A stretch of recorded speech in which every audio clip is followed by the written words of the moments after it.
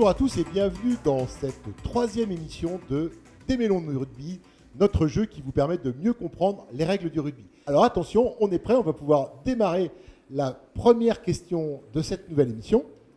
Je suis une action dans laquelle le ballon est lâché des mains et frappé du pied simultanément.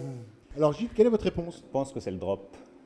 On va voir Guéna ce qu'il en pense avec cette nouvelle réponse. Effectivement, le drop, c'est une bonne réponse. Le drop fait partie des différents jeux au pied.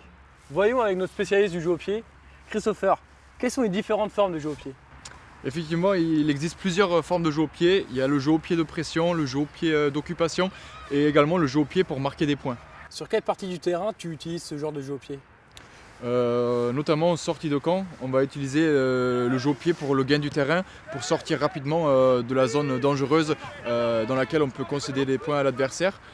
Des 40 mètres aux 40 mètres adverses, on va plutôt utiliser le jeu au pied de pression pour inverser le rapport de force. Puis dans la dernière partie du terrain, qui se trouve le plus proche possible de la zone de marque, on va utiliser le drop ou transformer une pénalité qui peut rapporter 3 points également. C'est très important de marquer les points quand ils se présentent. Un bon botteur, il faut qu'il maîtrise toutes les formes de jeu au pied possibles, que ce soit le jeu au pied de pression où le ballon sera plutôt droit ou le jeu au pied brossé. En fait, la position du ballon va déterminer la façon dont il va se déplacer dans l'air. Donc il y a également le jeu au pied rasant où on va incliner le ballon un peu plus vers l'amont. Donc voilà, on peut varier les formes de jeu en fonction du résultat attendu. As-tu une charge de travail hebdomadaire importante? Je dirais que le jeu au pied représente à peu près 3 heures de travail supplémentaire dans la semaine.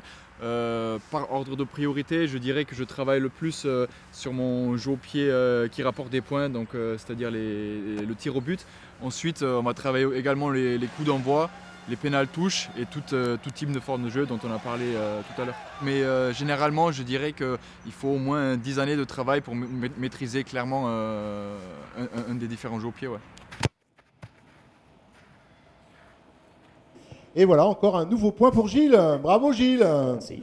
Attention, donc une deuxième question. Je suis une nouvelle règle imposée cette saison par le World Rugby. Je suis déjà appliqué dans le rugby à 13 et certains pays du Sud. Je permets le gain de la touche dans les 22 mètres adverses. Le 50-22. Voyons tout de suite ce qu'en pense Guéna. Effectivement, c'est la bonne réponse. Christopher, peux-tu nous dire qu'est-ce que 50-22? Effectivement, c'est une nouvelle règle qui existe depuis cette année. Elle est censée favoriser l'attaque. Lorsqu'un buteur se rend compte dans ses 50 mètres que le premier rideau est assez chargé, il peut trouver indirectement une touche dans les 22 mètres adverses. Indirectement, ça veut dire avec un rebond avant de sortir en touche. Cela va lui permettre de récupérer la possession et notamment le lancer et avoir une touche pour son équipe. Merci Chris pour tes explications. Alors, le score à la fin de cette troisième émission, Gilles 3 points, Marvin 1 point et Christine 1 point. C'est bien, ça se resserre, rien n'est fait. Il reste encore 3 émissions pour vous départager. Eh bien, quant à vous, je vous donne rendez-vous la semaine prochaine. Cette émission est terminée.